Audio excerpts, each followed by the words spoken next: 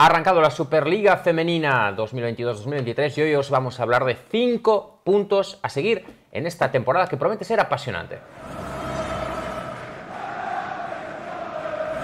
Arrancó ya una nueva temporada del fútbol femenino inglés, una temporada que promete ser apasionante. Aquí siempre hemos apoyado el fútbol femenino en Inglaterra desde los inicios de la media inglesa, cuando lanzamos la primera web hace más de 10 años. Ya tiene un apartado dedicado específicamente al fútbol femenino en Inglaterra. Desde entonces la verdad es que el crecimiento ha sido exponencial y además promete serlo más todavía a partir de esta temporada, después del éxito logrado por la selección inglesa en la pasada Eurocopa, en la que se proclamó campeona. Se rompió la maldición. No hubo maldición de Wembley. Se rompió la maldición y además lo hizo rompiendo todas las barreras posibles, porque le ganó a Alemania. Sí. Ganó un torneo, que es algo para un inglés prácticamente inaudito. Es verdad que lo hizo en Wembley. Los ingleses cuando ganan normalmente lo hacen en Wembley, porque en otro sitio, o sea, fuera de casa no. De hecho, no han ganado en otro sitio que no sea Wembley. Es verdad, el campeonato del mundo del 66 y ese triunfo europeo del pasado verano. Bueno, hoy os vamos a hablar, muchachos, de... Y nos ganaron a nosotros, a España, por cierto. A España le ganaron, bueno, en un partido polémico también, ¿eh? Hubo polémica en ese partido, no vamos a recordarlo. Hoy os vamos a hablar de 5 cosas a seguir en esta temporada, que ya os digo que promete ser apasionante. Grandes jugadoras, grandes estadios, promete haber grandes asistencias a los partidos y un fútbol de muchísimo nivel, como vimos también en la Euro. Y vamos a comenzar, muchachos, por el primero de estos puntos, que es precisamente una temporada que promete, Pablo, ser histórica después de ese triunfo veraniego. Pues sí, la cosa es que 2022 ya está siendo un año histórico, lo hemos vuelto a repetir, por el triunfo en lo futbolístico y el triunfo quizás en lo social, el triunfo en convencer a las masas a que acudiesen a Wembley y a todos los estadios donde se celebró la Eurocopa. El récord más evidente es el de 87.192 personas en Wembley, que supuso el récord de espectadores para en un partido de selecciones femenina, que además es un récord que ya se había batido previamente en Inglaterra, porque estaba con los 80.203 que vieron la final de los Juegos Olímpicos en 2012. Sí, récord, ahí lo veis, récord en la final de la Euro en Wembley, que además también fue un récord en la historia de las Eurocopas, masculinas o femeninas, porque la máxima asistencia en un partido de Eurocopa eran las 79.115 personas que vieron la final de 1964 en el Santiago Bernabéu. Es decir, que ahora el partido más visto de la historia de la Eurocopa, sea masculino o femenino, lo tiene la final de Wembley entre la selección femenina inglesa y la selección femenina alemana. Eso es así. Habrá alguno que dirá, oye, ¿y qué pasó con la de 2021, que al final también era en Wembley? Pues que había coronavirus y obviamente pues había ciertas restricciones de aforo. Entonces, sí que destaca mucho que ya no hablemos de récord solo a nivel femenino, sino que hablemos de récords a nivel de todo lo que es la Eurocopa. La mayor asistencia la tiene un partido entre chicas. Sí, también se batió el récord de espectadores totales en la Euro de 2017 en Países Bajos. Asistieron un total de 240.055 espectadores, los 55 espectadores que molestan un poco la cifra, porque podrían haber dicho, oye, estos 55, pero haber dicho, no voy, quédate. Y así decimos, 240.000. Pues no, 240.055. Quédate en casa, no molestes. Que era récord hasta entonces, pero este verano en Inglaterra la cifra total de espectadores en la Euro fue de 574.875. La media de asistencia fue de 18.544, que también supone un récord y que además tiene especial mérito considerando que en una decisión polémica la UEFA decidió colocar como sede algunos estadios muy pequeños, como es el caso del estadio del filial del Manchester City, que tiene una capacidad para 5.000 espectadores. Es decir, que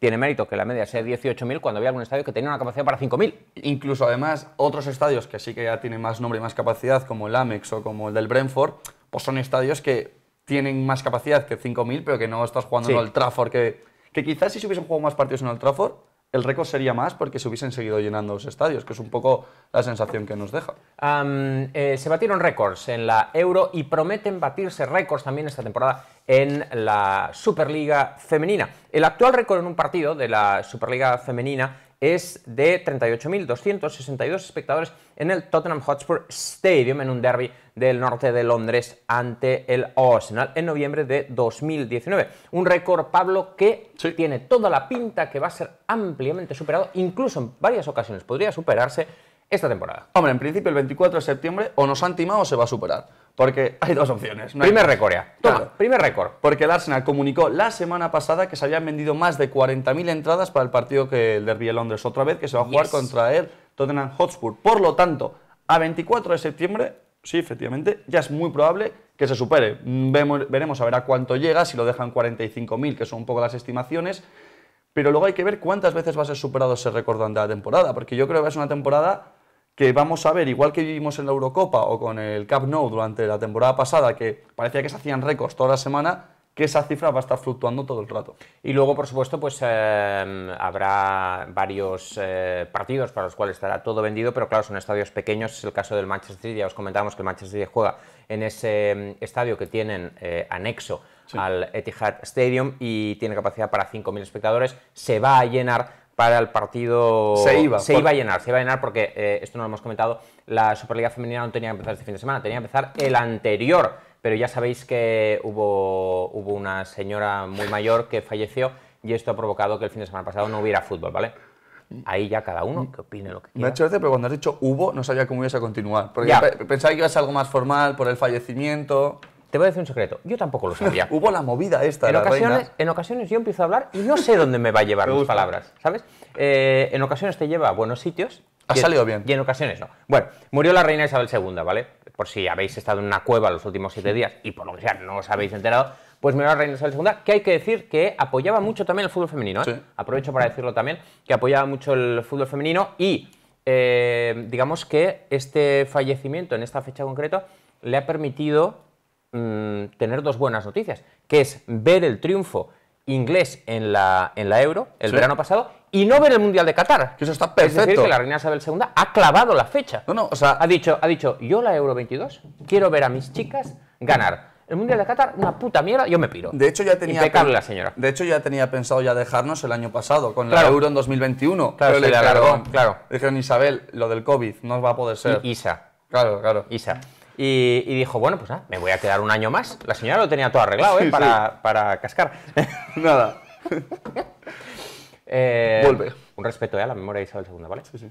Dios la tenga en su gloria. Bueno, cada vez, otra de las cosas que es importante, yo os hablaba antes de grandes jugadoras, grandes estadios, esa es otra de las cosas que el año pasado ya se empezó a hacer cada vez más común, que es que los equipos femeninos, Pablo, jueguen en los estadios principales del club. Pues sí, y además es curioso porque me vi un vídeo que hicisteis con Juan, tú y él, hace 2 años, que hablabais un poco de por qué había que aficionarse a esta liga. Quizás era un momento en el que el fútbol femenino, a pesar de que solo han pasado 2 años, pues estaba en un momento en el que había muchas diferencias con lo que hay ahora.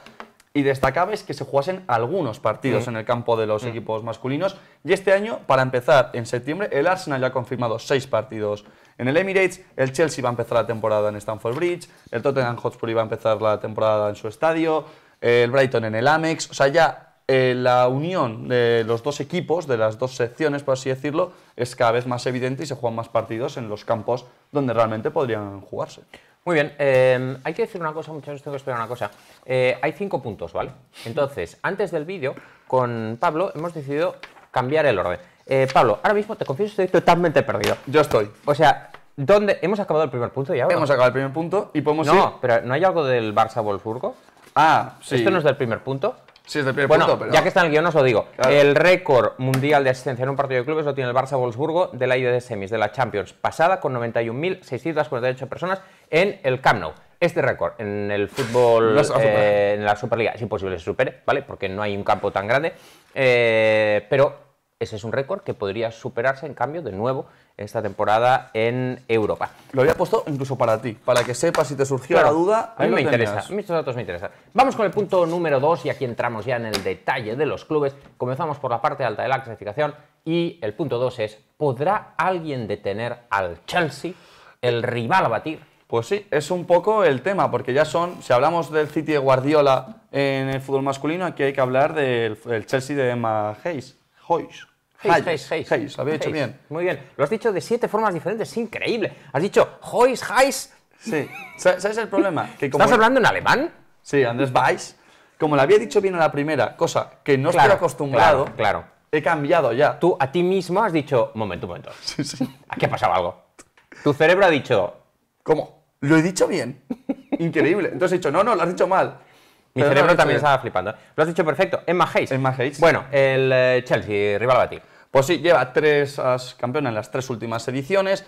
Es un poco la consecución de un proyecto de Emma Hayes que lleva 11 años en el banquillo del Chelsea. O sea, lleva incluso desde que empezó a llamarse así la Superliga. 2011, si no recuerdo mal. Sí, y bueno, tiene 5 títulos más 1, porque hay que recordar que antes la Superliga se jugaba en una liga de verano, cuando paraba el fútbol masculino, y pasó a ser una liga de invierno, que realmente es como son el resto de ligas, de septiembre a mayo. Entonces, en 2017 se hizo una cosa que se llamaban las Sprint Series, que el Chelsea también la ganó, pero entonces no son 6, es un 5 más 1. Es un 5 más 1, porque hicieron las Spring Series esas para, digamos, cubrir hasta que hicieran el cambio, porque si no se habrían quedado un año sin jugar. Claro, hubo temporada 2017 y 2017-18. Claro, exacto. Entonces cubrieron pues esa primera mitad con una cosa corta y luego ya empezaron con la temporada normal, el calendario normal del fútbol. La gran estrella del Chelsea es sin duda la delantera australiana Sam Kerr, que en tan solo 3 temporadas, increíble, en Inglaterra ya es la 9ª máxima goleadora histórica de la liga con 42 tantos, absolutamente increíble, gracias por supuesto a temporadas como la pasada en que fue la máxima goleadora con 20 tantos, 6 goles más que la segunda, que fue la jugadora del Arsenal, Vivianne Miedema. Además, por supuesto, en el Chelsea pues hay otras grandes estrellas que todos conoceréis, como por ejemplo Frank Kirby o Millie Bright, que fueron claves en la victoria de Inglaterra en la Eurocopa este verano, o Kadeisha Buchanan, que acaba de llegar del Olympique Lyonnais. También en el Chelsea está Lauren James, que es la hermana de Reece James. Que no es gran estrella, pero es una... Bueno, es una buena jugadora. Es una buena jugadora, sí. Y hubo, no me acuerdo quién publicó un artículo, no sé si fue el Guardian o The Athletic, publicó un artículo con los dos y volvió a tener como mucha repercusión, porque es curioso al final que dos hermanos estén jugando y siendo estrellas en un equipo como el Chelsea. Sí. Reece James, que ya sabéis, es el hermano de Lauren James. Efectivamente. Ahora lo he dicho correctamente. Sí, está bien. Estamos hablando de fútbol femenino, ¿no? Maldita sea. Efectivamente. También te digo, muy bien en Inglaterra, pero su gran espinita es la Champions. Luego entraremos, luego hablaremos, pero tanto el año pasado como los anteriores ha tenido el problema que además tuvo, me recuerda un poco a lo que pasaba con el Chelsea en los primeros años de Abramovich, que con Mourinho dominaban en Inglaterra, pero hasta 2012 no llegó a esa Champions y está pasando un poco lo mismo. Sí, la verdad es que es una espinita clavada, luego hablaremos de los equipos ingleses en Champions. El Arsenal, que será el gran rival del Chelsea por el título, el año pasado se quedó a tan solo un punto de distancia. Este verano solo han fichado a 2 jugadoras, la portera Kaylan Marquese y la atacante Lina Hurtig, que llega de la Juve, pero han renovado, y esto es muy importante, a Vivianne Miedema, que es la máxima goleadora del equipo, que había sido pretendida por PSG y Barça, pero finalmente parece ser que la vida en el Arsenal, la vida en Londres, la ha convencido de seguir. Esta va a ser la segunda temporada con el entrenador Jonas Eidevall, y la gran estrella junto a Miedema, la vemos aquí, es Beth Mead, que viene de ser nombrada mejor jugadora y máxima goleadora en la Euro con 6 goles. Sí. O sea, fue récord, creo que es la jugadora que más goles ha metido en la historia de la fase de grupos, que fueron 5, luego solo metió 1 más, pero con 1 más ya le valió para también empatar a máximo goleador. Y también en el Arsenal pues está la capitana de la selección inglesa, Leah Williamson. ¿Te acuerdas, no?, de la historia. La historia era de penaltis. Era de un penalti. Era de un penalti. Para ubicar, en el directo que hicimos... Es que mi mente ha tratado de olvidarla, fíjate. Sí, pues fíjate. Yo es un momento de mi vida que jamás voy a poder olvidar. Claro. No te voy a pedir que hagas un resumen, pero a ver, ella tenía que tirar un penalti. Claro. Ah, no, era un penalti que no se pudo tirar. No se pudo tirar. ¿Era eso? Era Inglaterra contra Noruega. Esto es verdad. Sí, creo que sí. Noruega. Vale, estoy casi seguro. De un sub-20, o un sub-19, o un sub-21. Vale, de un sub-algo. De momento creo que estás acertando todo. Entonces, Inglaterra tenía que ganar para poder clasificarse a la Eurocopa. Vale. O al Mundial. Entonces... para poder clasificarse. Algo. Sí, para poder clasificarse a otro torneo. Yo diría Eurocopa. Bueno, va a ser Eurocopa. Vale, entonces pitan un penalti en el último minuto a Inglaterra, lo tira Leah Williamson, lo mete, pero lo anulan porque una jugadora de Inglaterra había entrado en el área en el momento de tirar. Entonces el árbitro lo anula, cuando eso, según las reglas de arbitraje, está mal, porque entonces una jugadora contraria siempre va a entrar por, oye, si mete que lo anulen. Se ha entrado una jugadora... Todas entraron, en general. Ah, bueno. Sí. No, porque si entra una de tu equipo y lo marcas, entonces lo tienen que repetir. Sí, lo tienen que repetir. Pero es verdad que si entra una rival, claro, y lo has marcado, no te va a penalizar, lógicamente. Es como lo de los porteros en la línea, de no tiene que estar pisando con al menos un pie para que no se repita. Hombre, si lo metes no hace falta, claro, pues si falta adelantar y así ya está. Claro. Vale, entonces, pues ellas ni se dan cuenta de que les han tongado y es un asistente en el que al final del partido dice, oye, que os han tongado. O sea, que esto es evidente que os han tongado. Y nada, pasaron 5 o 6 días, de hecho, tuvieron que jugar más partidos de fase de grupos y al finalmente se reanudó el partido con el penalti. Con el penalti. Lo metió, se clasificaron y no pasaron luego de grupos. Vale. Y luego había otro girito como que cuando le comunicaron que lo tenía que hacer, ella lo quería mantener en secreto para que no se enterase nadie, se enteró la BBC y ella se desmayó. Muy bien, amigos. Vamos ahora con el punto número 3. Hemos hablado de los candidatos al título, Chelsea y Arsenal, y vamos a hablar ahora del resto del Big Six. Porque una de las cosas curiosas de esta temporada es que tenemos a los 6 clubes del Big Six masculino también en la Superliga femenina, algo que solo había pasado en la temporada 2019-2020. Comenzamos hablando del Big Six por el Manchester City, un equipo muy venido a menos. Sí, el Manchester City, que junto al Arsenal y el Chelsea ha sido el gran dominador de esta Superliga, pero que esta temporada va a estar ante una temporada de transición, ya que ha ido teniendo, sobre todo a final del verano, bajas, ya sea por gente que se ha retirado, por ventas bastante sensibles.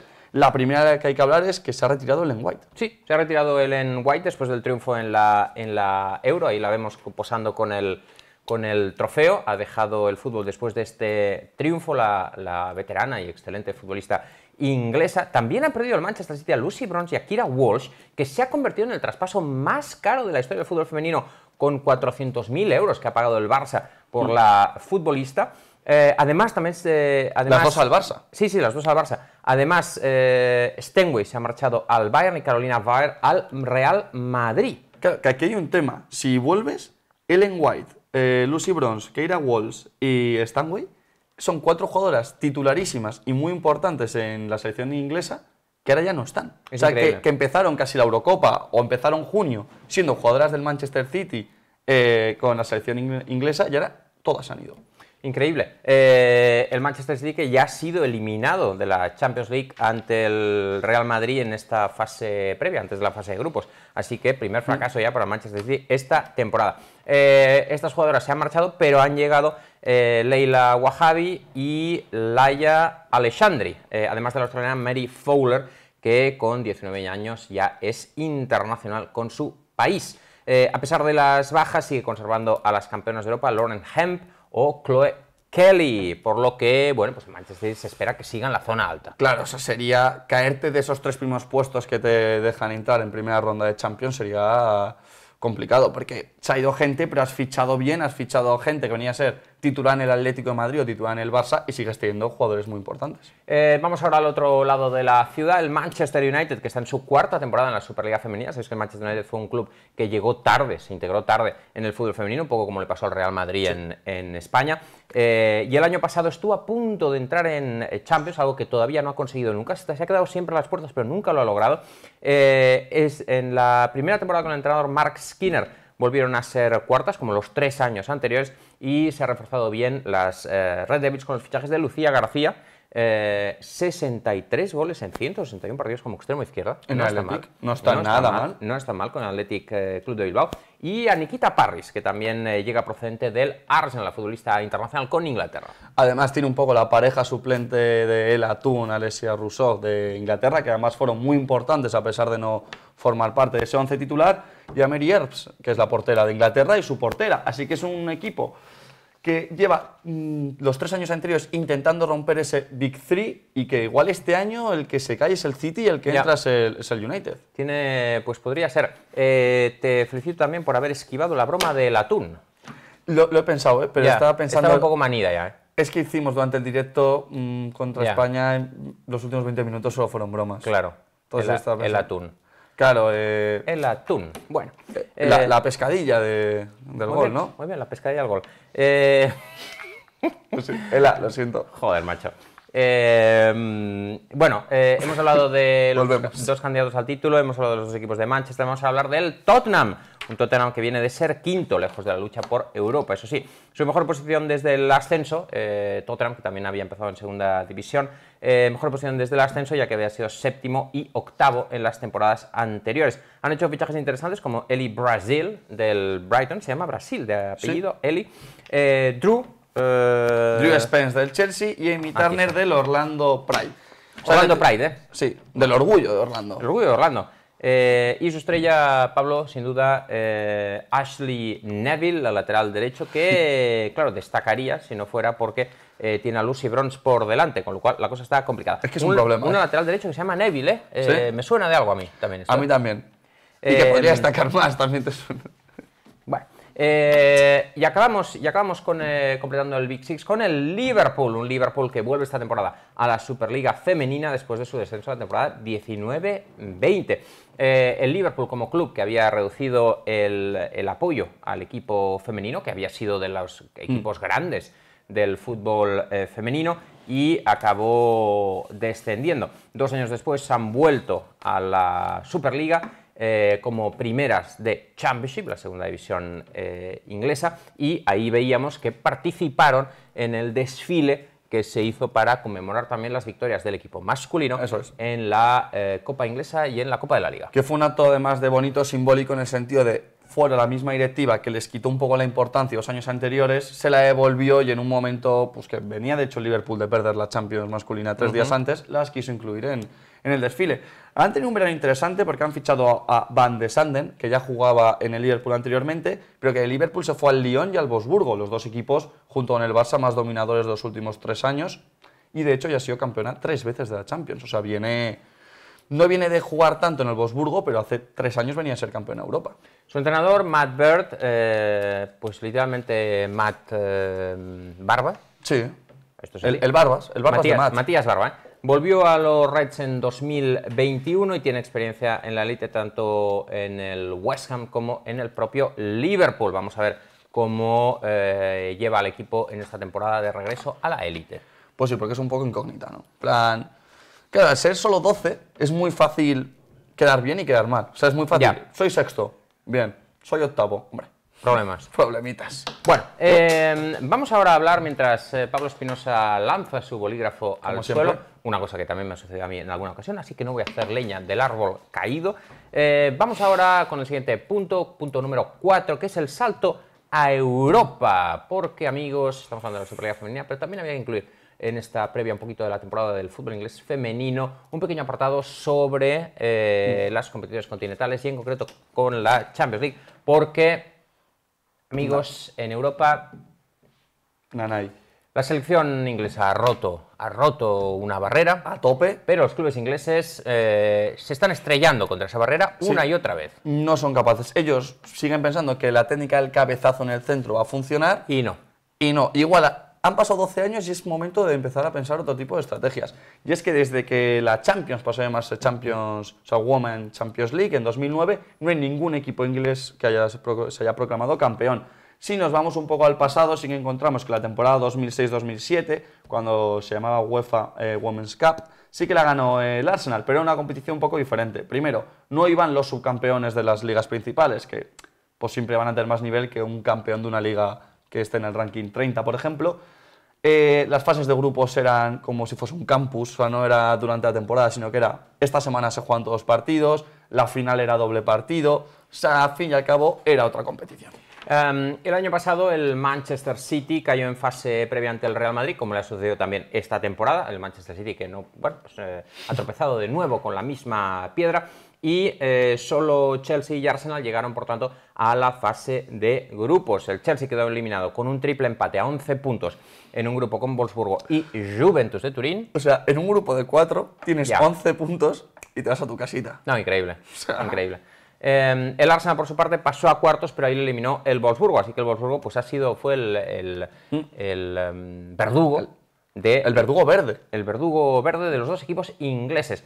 Este fue el primer año con nuevo formato, con 2 rondas clasificatorias y 4 grupos de 4, al que solo acceden de forma directa los campeones de España, Inglaterra, Alemania y Francia. Así que el Chelsea pues ya está ahí. Exacto. Y también accede el campeón del año pasado a la Champions, pero que suele ser el campeón Claro, de algún país. De España, Inglaterra, Alemania y Francia. Así que bueno, para que la gente lo sepa, es una Champions diferente, en la que solo hay 16 equipos en la fase final y que tú quedes segundo en Liga, por ejemplo, la Real Sociedad en España quedó segundo, lo único que le da derecho, o el Arsenal en Inglaterra, es a una segunda ronda previa, pero que en la fase de grupos solo hay 16. Así que llegar ya es estar mínimo en el top 16. En la temporada 2021, en un formato en que la fase final no incluía fase de grupos, sino que empezaba en 32avos de final. El Chelsea llegó a la final, pero perdió contra el Barça por 4-0, increíble, ¿eh? Sí. Aquella final, recuerdo bien, llegaban, bueno, pues parecía un partido igualado y la verdad es que el partido se decidió, duró como 20 minutos el partido. De hecho, ¿no fue que en el minuto 5 iban 2-0? Sí, algo así, algo de ese tipo. No, fue un repaso impresionante. Las Blues, que son el equipo que más cerca se ha quedado con varias semifinales en los últimos años.